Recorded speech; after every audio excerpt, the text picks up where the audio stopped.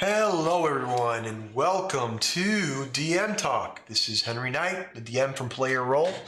Tonight, a very interesting subject matter, and it's called Getting It All Together. What do you do when you're done writing your story and you're ready to go? What do you do? Getting it all together sounds beautiful, sounds great, sounds nifty, but only one problem. You get nervous. There are people at the table, maybe 4, maybe 5, maybe 6 or more. And what do you do when that happens? Do you just sit there and freeze up and say, hey, wait a second, what do I do? Look, folks, DMing is a big deal. DMing, GMing, refereeing, storytelling, whatever genre you're in, fantasy, sci-fi, all these things are important in a storyline, in a game. But you gotta get it together. Doesn't matter if the story goes off track, folks. You gotta get it together. What do I mean by that? It sounds simple, but it really isn't. Take a deep breath, drink a cup of water, glass of water, whatever. Have some coffee, energy drink, whatever it is that you enjoy. And just calm down. It's a game. People are going to laugh. They're going to enjoy themselves. You're going to enjoy yourself because DMing is a big deal. But if you're not enjoying it, how are the players going to enjoy it? Getting it together is the most important thing. You could have your notes, everything at your disposal, but if you don't get it together, if you don't control yourself, take a deep breath. Inhale and exhale, guys. Get it together. You know, when I first started this endeavor online, it's a big deal for me. I didn't know what I was doing. I didn't know what the camera thing was going to do. I didn't know what the mic. Season 1, we had camera issues, camera cut off, audio cut off as I'm, role playing. And what does that do for your game? It can do a lot. It can cut it in half. But we moved on. Playerole is like the little engine that could. Chugga chugga choo choo, baby. That's the way we are. It's just not me. It's the players, the guys, the table that I am so grateful for that I have. We're not voice actors, we're not actors, we're not huge celebrities. But I tell you what, we're a group of awesome friends, and we love Dungeons & Dragons, we love role-playing, and we want to show the world what gaming is about. Folks, gaming is, you're around the table, you role-play, and all the mistakes its DM makes, the players make, all this, I'm not going to take that away. You're going to see that. I want you to see it. And getting it together, folks, when you're role-playing, when you're behind the screen, is the most important thing. Why is that? Because it's your world and your story. Remember that. And get it together. I'm not saying to railroad the game. I'm not saying take control and smash your characters. TPK. No. All I'm saying is control the situation. Focus. Take a deep breath. If you don't have a name for an NPC and they want to talk to Joe Schmo behind the counter,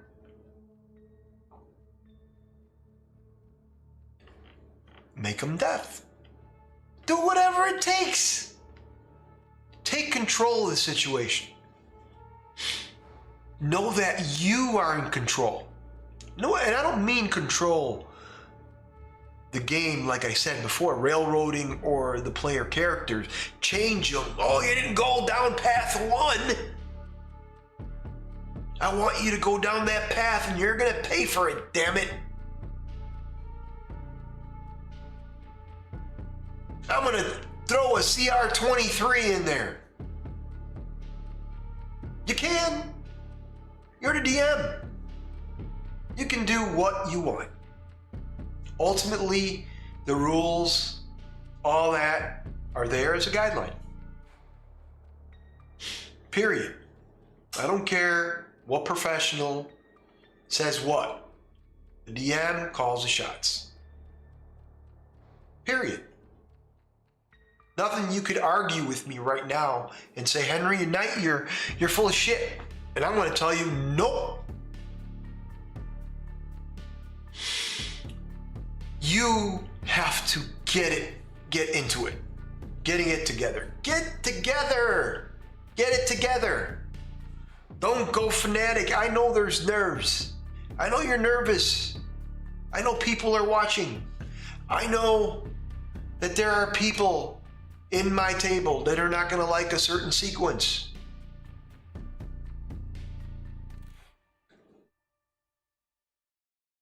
But that's part of the game.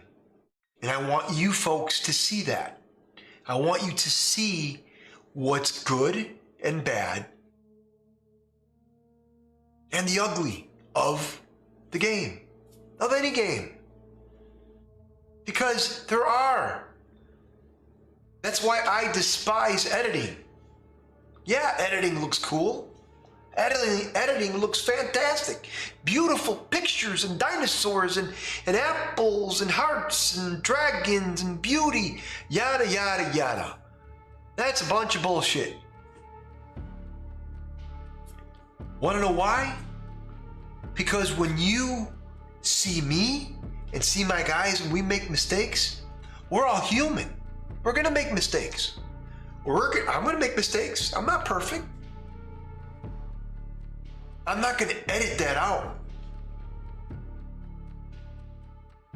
Oh, that creature could not have used that certain magic. Folks, role-playing is role-playing. And when you are in the heat of the moment and you're role-playing and you're in combat, there's a lot going on. And a DM that just has a lot of things going, 100 miles a minute, whatever it is, it's going to take a toll sometimes. People make mistakes, but learn from those mistakes and make each game better.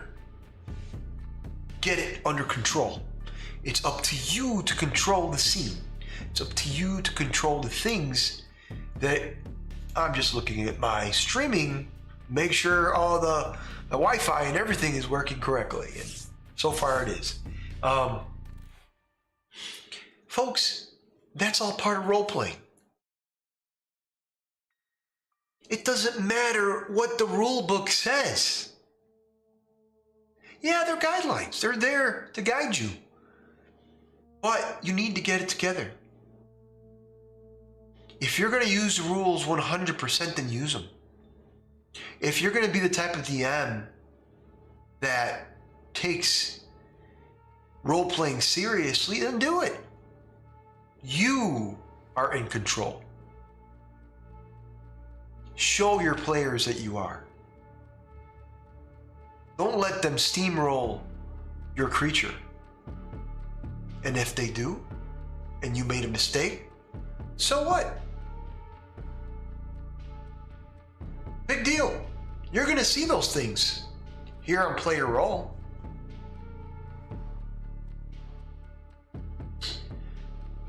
As a game master for a very long time, I am 52 years old. And I've been gaming for a very long time. Been playing a slew of role-playing games. From Teenage Mutant Ninja Turtles, from the tabletop Heroescape, Champions, Vampire the Masquerade, all that stuff. I'm not going to get into everything. I've said this before in earlier DM talks. Hopefully you've checked them out. So what does that make you? What does that make me? I'm telling you about myself. to let you guys know that, hey, I'm going to do my damn it, I'm going to darnest to make sure that the game is good so you guys can come back and watch the game. But as a DM, all that experience doesn't mean anything if you don't have it controlled. If you don't have it together, if you don't get it together, how are you going to run a game? Now, getting it together is beyond nerves. Getting it together might be, okay, you have this elaborate story, but how is that story going to unweave? Let the players do their thing. Let them role play. Folks, role playing is a key. If there's a role playing moment, let them role play. Sit back and watch and enjoy yourself. You've done it. Pat yourself in the back. You've done it. Let me grab some water. It's right behind me. Yeah. Crack my back as I grab my water. But folks, those are the things that it's important as a DM to understand. I say DM because I'm role-playing, I'm running Dungeons and Dragons, but if I were running Vampire per se, I would say as a storyteller or another game as a referee, it doesn't matter. It's all under the same book. And guys, the books, they're as a guideline. You're gonna get these players that are gonna say, hey,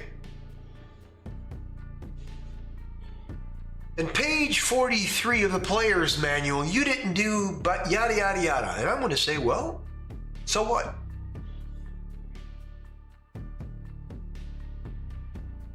Player agency, focus on three combat scenarios per game. Do you know the difficulty of that sometimes? You don't know until you do it, right? So if you have a 4.5 hour game, right? This is what I mean about getting it together. And you know, per the rule book, you have to have these combat sequences, right? So they can get experience and magic and get it up level and yada, yada, yada, right? And the time of role-playing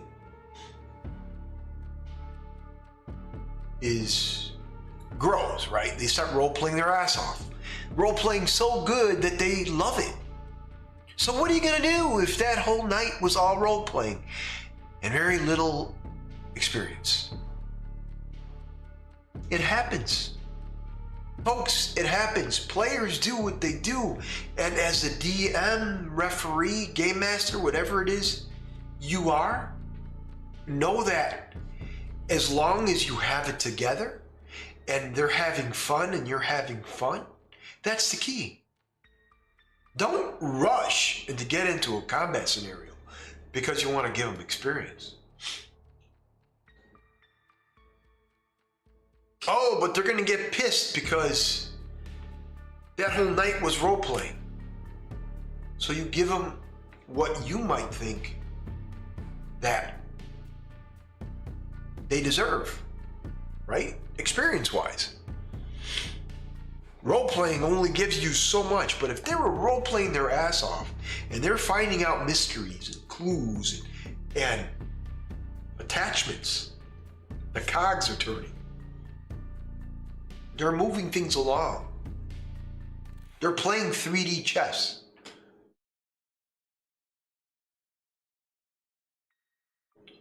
What do you do in that scenario? Do you stop them? Do you say, hey guys, we got to get into combat, man.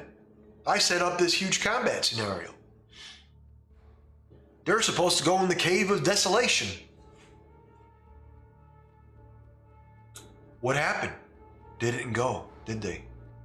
They stood back and they role played in the tavern, chatting with other players or other NPCs, having a good time.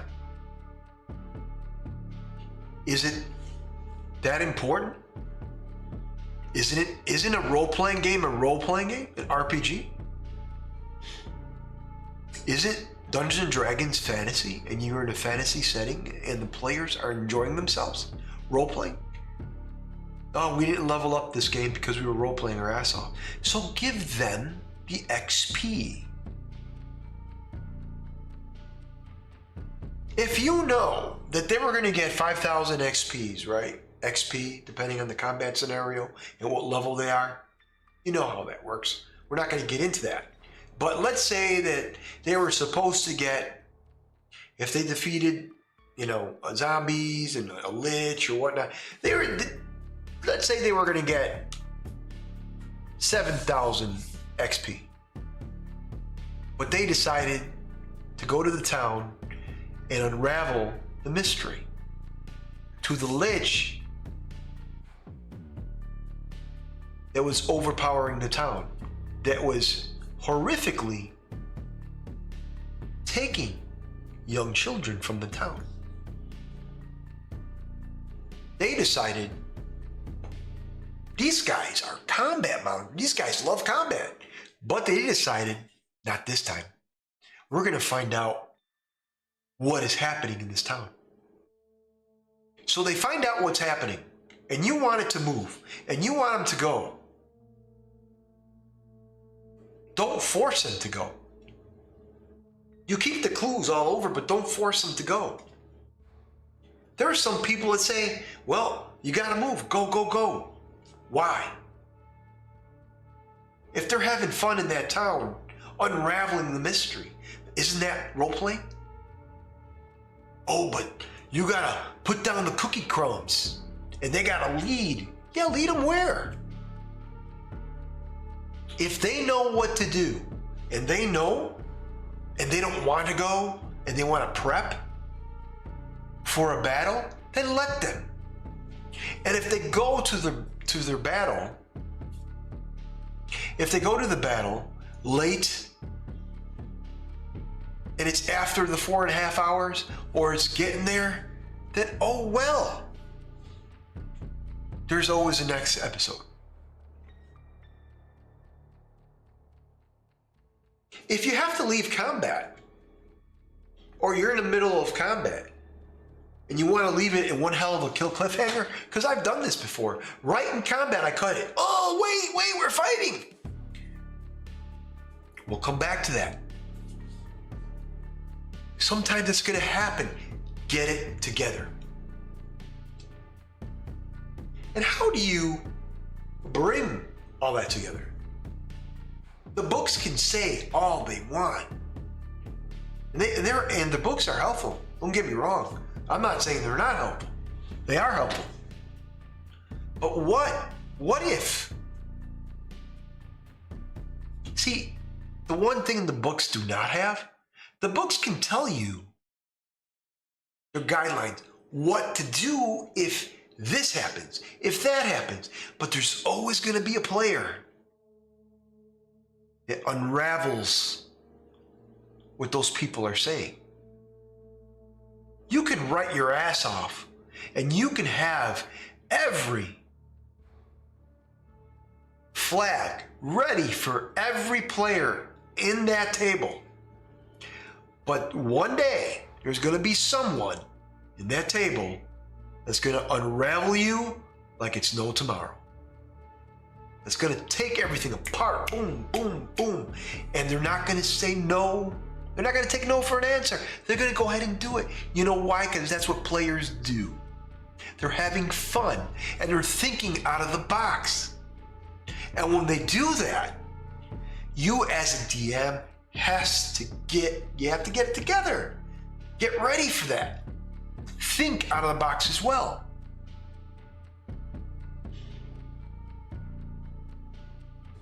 I love sandboxing because I get my energy from them.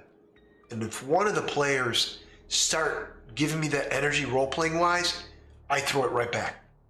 That's the way it's done. That's how you get it under control. And if you think I'm wrong, watch other streamers as well. Watch their role-playing sequences. Watch how they get it together. Every experienced DM, game master, referee, they know how to do it. I've watched this video with two very popular streamers, and they do what I do, and they were talking about, well, if the players go in this area and you don't want them to go to this area, what do you do? And she had said that the best thing to do is to let them go in that room and let them do that. And there are consequences if they're spending a long time and I love how she said that, because consequences is the key as well. Because if you know you got to save the princess in the tower and you're fucking off in a forest of desperation, per se, and all of a sudden you go to the tower and you get there and it's too late and the princess is dead, or maybe the tower is burning, then what? There are consequences to every event. There are consequences to every decision that you make. But it's how you get there that makes it better.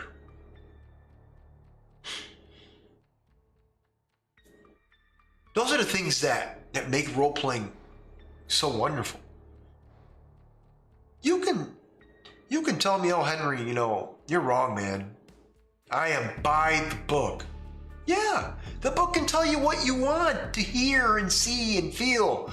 But as soon as you are behind that screen and you get a bunch of players that go to A to Z a very different way, it's gonna mess with you. You're not gonna know what to do. And how you do that is to assess the scene. Just like if you were a firefighter walking into a very bad situation, or a policeman entering a gunfight. The same scenario. You're behind the screen. You see that your players are causing havoc, and you know your story goes from A to Z and they want to jump around. Let them. Sometimes there are consequences when you start doing one of these. And then a rope wraps around their wrists, their neck, their ankles, and they're dropped. And then they're pulled and dragged on a horse. Takes them away, far, far away, into the desert where there's a bunch of crows pecking on your skin and eye. Sounds kind of gross, right? Yeah, it is. But that's an example of a consequence. Yeah, it's a little extreme. Maybe. Maybe not. Depending on the scenario and depending on what they did. Or they didn't do. See, in my story, Harsh Reality, there are consequences because they're the villains. But are they? I talked about that in recap, episode 3. What it means to be a villain, what it means to be an evildoer. Even the evildoers have consequences. Even they have issues. Because of true evil or being that evil, there's a lot to do being evil. And that's so much that not everyone can be evil. They can say they are, but they can't. But I mentioned that in the recap. Check it out. But what I'm saying here is, if you're a hero and you strive to help people, and you do things to help people, And you're supposed to help this princess, for example, in the tower. And you get there too late because you were lollygagging, or you wanted to get more, or you weren't doing anything wrong but getting clues. But this was supposed to go. And you got as many clues as possible. But realize that you got to the tower the wrong time. See, my bad guys, my villains, they're not going to wait. They're not, and I've said this before, they're not going to wait. I'm going to wait for the hero to come to me, and I will give my monologue, and we will have a battle, an epic battle, and there will be fire behind me, and brimstone, and smoke, and oh, please. No. My villain is like, hell, they ain't here yet. Bye. They're not. They failed. There are consequences. My villain's not going to be there. I was waiting for you for 12 hours. Where were you? No, he's gone. Deuces. He's gone. Why are we even looking at that? Why are we always focused as DMs? And DMs, they make a common mistake where they have that villain, and no matter where the players go, that same villain is there. But I say no. In your story originally, right, you wrote that the villain is south of the town, and he's about to kill a crucial character, the governor of the town. But the PCs or heroes are at the tavern, and they hear murmurs of this, and they get there too late, and the governor's dead. Then he's dead. Why have the villain there and have a battle with the villain? Leave them clues.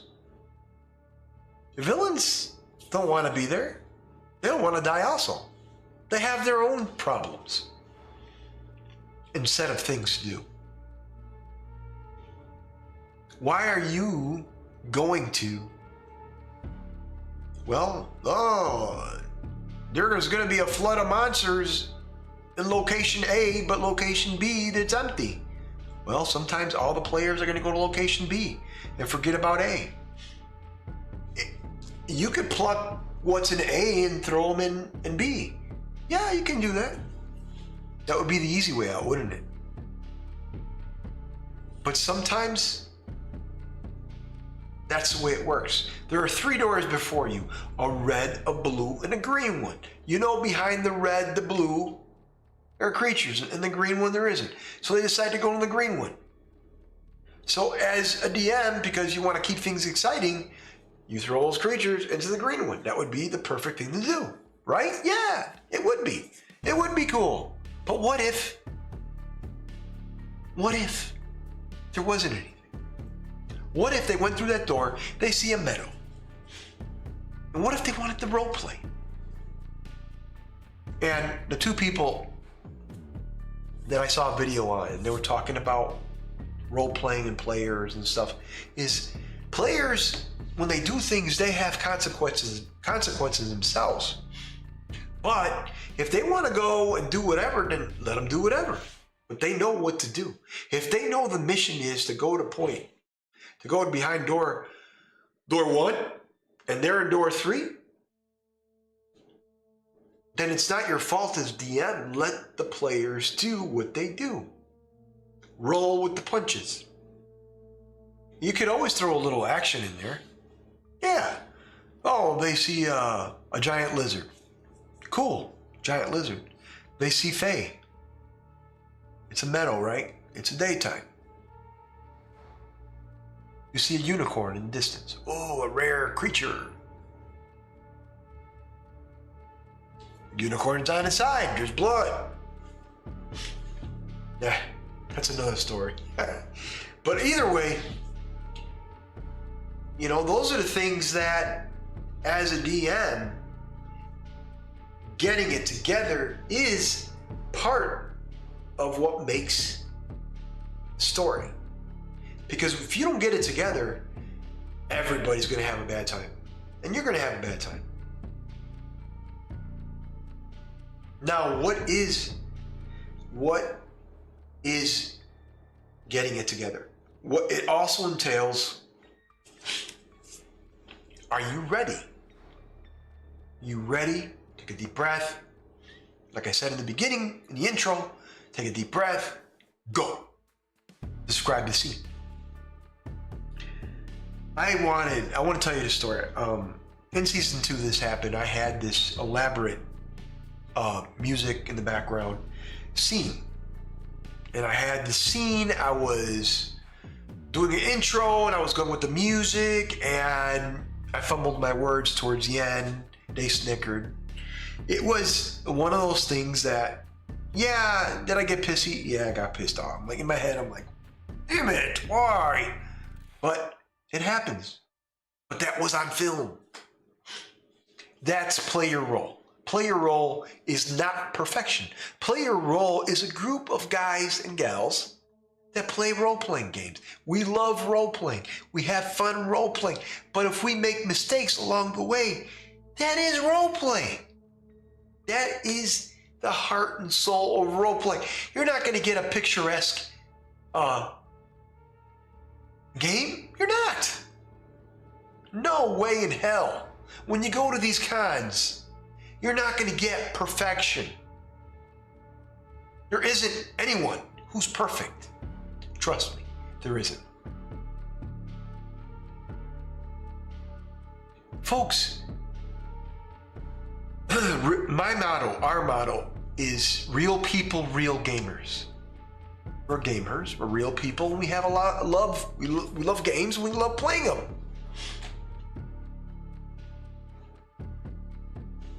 Now, I said getting it together. I said, are you ready? Get your minis, your sheets, your NPCs.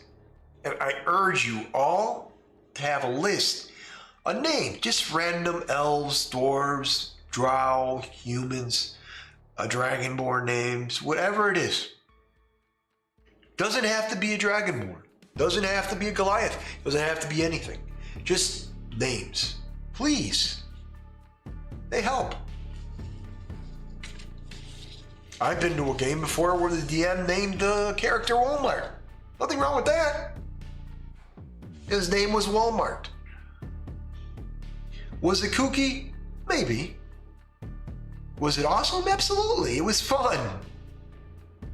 I wouldn't have named the Walmart, but that's the DM. He just, out of the whim, players were picking and prodding, and I want to talk to that NPC. That NPC in the corner that's drinking some water or ale or happens to be in the corner with his folded arms that you described in that scenario, and the players are taking you up on it. But all he was, or she, was an NPC or just a character sitting there. Part of the vision. Part of your description. And what did he do? They approached that individual. And now you're going to have to get it together. You're going to have to role play. You're going to have to come up with this character name. His name is Elk. I came up with that now. Holy shit. And they'll love it for you. They'll love it. That NPC who doesn't have any stats, nothing, but your imagination, your name gave it life. That name gave it life. Elk. Elk the elf, or Elk the Goliath, Elk the warrior, Elk the dwarf, Elk the drow, Elk. It doesn't matter. You gave it life. And once you did that, it made the character. And then next game, you decide to make Elk a major NPC. So you print out his stats. Nothing wrong in rolling a dice and saying, oh yeah, what's your AC? 12, 13, 14, whatever. It's what you do. That's why I love sandboxing so much, because sometimes you gotta be really good. You gotta be really into it. And you have to really get the energy out of your table. If you have good role players and they have a lot of energy, you're not going to have a problem. If you have players that are humdrum, there's going to be problems, because now it's all you. And there's people like that. There's players like that. Trust me. What are you doing?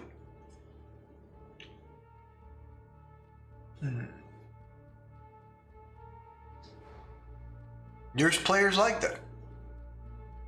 I have a buddy of mine who's in the game, and he first started off like that. He was a new role player, but then he learned and he's much better and things are great. But as soon as he goes, I look at him and I go, timer.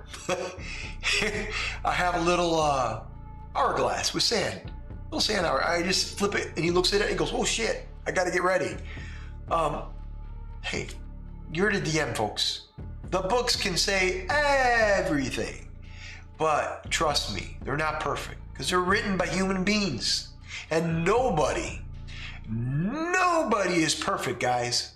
Nobody is perfect. They're going to make mistakes like you and I, and that's just the way it is. But the fun thing is, at least here in Playerole, you're going to see those mistakes and you can laugh at them, and we can laugh together, because we're all role players in the same community. We love Dungeons and Dragons. We love role playing, and that's what we're here to do, is role play. And I think people have lost the sight of what role playing is. Role playing is a bunch of people around the table drinking colas, water, eating, having a great time, and role-playing, having fun. You as a DM who tells the story, and the players that are in your story are having fun. If one of those two cogs are not rolling, then why bother role-playing? Don't even. Just leave the table and go home. Because that's not the way it should be. We all have fun. And having fun is the key, folks. Minis are great. I have one of my players who loves minis. He loves, I need to see the scene. I can describe my ass off. And if he doesn't have a mini on there, and I don't have a little box around that mini, 10 by 10 wall, he's gonna be like, oh shit, I gotta think this in my head. And there's players like that. There's nothing wrong with that. There's players like that. You're gonna get players that are visual. They want to see visual. They love descriptions. They love that you do that. The acting, description, the role playing, all that stuff. But they want to see a mini on the table. You got to have best of both worlds. That's part of my checkmark. There's sometimes that I do theater of the mind, and my buddy of mine, he's like, theater of the mind, no, mind fuck. He's like, he goes crazy. But you know what? That's telling me that he loves it. He knows who he is. He loves it. The dice. I have a crap load of dice. I got a dice tower, and it's great. So you got your minis, check mark. You have your character sheets, or if you have character sheets, if you have your character sheets, make sure you got D&D Beyond. If you don't have D&D Beyond, you're an old school gamer like myself, it's okay. But if you have D&D Beyond, put them up there. Minimize it. I got both. I use both. Like I said, I'm an old school gamer. I create them on paper. I also do it on digital. You have your dice. Like I said before, dice tower, dice, it comes hand to hand. And you have your NPCs. I got a shitload of them. So make up as much as you want. And not all of them, guys, has to be digital or on paper. It can just be a name. Warrior. Bad guy. Whatever it is, whatever floats your boat, whatever you think is good for you. Notes. Notes are important. let's say that, and this is great at sandboxing. So let's say that they found this sword, and they thought, oh, there's blood on this sword. This is the sword that killed the governor. And you had no idea that that sword was there, but they found it. And you had to come up with something. And you did. And then the players gave you the idea. It was a sword that killed the governor. And you're like, okay, notes. Great idea. Governor killed by sword. Okay, there you go. The players make the story too, not just you. If you have this elaborate story and the players are seeing things and they're like, oh man, maybe this notebook will give me information that'll lead to the murder of the governor. He also left a notebook because I found it. Guys, the players are the main characters. And when they do that, it intensifies the game. It's like sprinkling candy, sprinkles on your ice cream, or if you have a hot fudge sundae, same difference. Your players are the fudge. I know, great analogy. I'm getting hungry. Your players are that sauce. Your players sprinkle that enlightenment. They sprinkle that light. Sprinkles everything to your story. They are the main characters of your story. They are the story. Without the players, you might as well just write a book. Seriously. All right, so I like this name, Elk. I might use this name. I don't know where, but I might use him. I'm having fun talking tonight, guys. I mean, I want to thank the person on Twitch and folks that have been watching on YouTube, Facebook, Rumble, and Kick. Tomorrow, we're going to go 45 minutes tonight, not a full hour. And the reason being is because, tonight's Friday night. And tomorrow I got a big night. Tomorrow is episode 19, campaign 2, Harsh Reality. 2-part finale. And what's going to happen to them? Where are they going to go? Where are they going to be? What things will happen? I mean, there's a lot going on in that story. Stay with us, folks. I urge you to stay with Playerole. Like, subscribe. I know I'm saying it till I'm blue in the face. I'm saying it because I want you all to stay with us, to enjoy the stories that we have to offer. We're a small group. And I don't mean player-wise. Yeah, I have 5, 9, sometimes 10 players. Our group is what you see.